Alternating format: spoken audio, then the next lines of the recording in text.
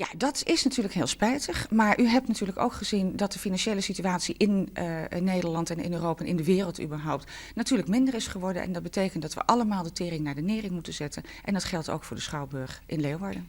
De korte aanloop is dat onze opdracht zodanig is dat uit alle rapportages blijkt dat we die niet kunnen doen met het geld wat wij daarvoor krijgen.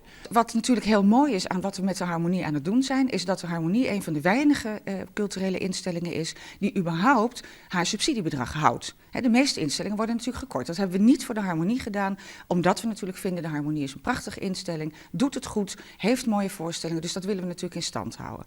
Maar er kan natuurlijk geen sprake van zijn dat er meer geld naar de Harmonie gaat, want dat geld dat is er gewoon niet. Je hebt ook een subsidie onvregen bij de podiumkunsten.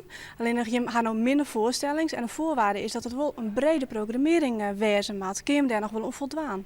Ja, daar kunnen we aan voldoen. Alle genres, alle smaken van wat wij hier laten zien in dit theater, die zullen blijven. Alleen, we hebben er minder van. Dus we hebben wel de breedte, maar niet meer met enorme aantallen of met normale aantallen. Vinden jou dit een verskraling van het oonbod, een verskraling van de cultuur hier in Friesland? Nou, met de functie die deze Harmonie heeft, vind ik dat op de lange termijn wel. Waar het nu over gaat is, we moeten op de korte termijn even ingrijpen. Dat doen we, daar hebben we dat voorstel ook voor gedaan. En we zullen met de gemeente op hele korte termijn, op de lange termijn, in één keer alles goed op kaart moeten zetten. Zodat we geen probleem meer hebben in de toekomst. Dat we weten waar de Harmonie over 15 jaar staat. Want daar gaat het om. Dus eigenlijk zie je van, nou ja, op de korte termijn ben we bereid om even post op een plak te maken, maar eigenlijk willen we in de toekomst voor een goede functie van de Harmonie willen we toch eigenlijk wel meer geld hebben, want anders kunnen we onze taken goed uitvieren. Ja, van een schouwburgdirecteur kunt u niet verwachten dat wij zeggen, nou wij gaan maar wat minder doen, terwijl wij vinden dat we iets anders moeten doen.